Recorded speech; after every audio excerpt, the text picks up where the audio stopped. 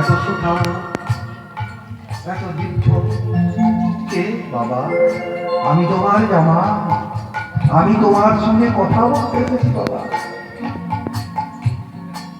সময় খুব বেশি নেই, বিন্দু আর নেই, এখনই তোমাকে যেতে হবে বাবা।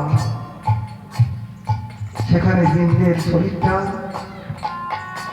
ওই বৃক্ষতলে সমাধিস্থ করতে হবে, আর সমাধির উপর আমার এই রাধা গোবিন্দের মূর্তি স্থাপন করতে হবে।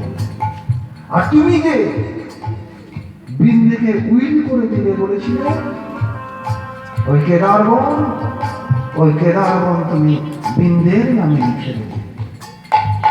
সেই দিন থেকে ওই বৃন্দের ভক্তি প্রেম অনুসারে সেই দিন থেকে ওই কেদারবনের নাম হলো বৃন্দাবন। রাধা কৃষ্ণ সেখানে লীলা করলেন। এই যে আজ হোলি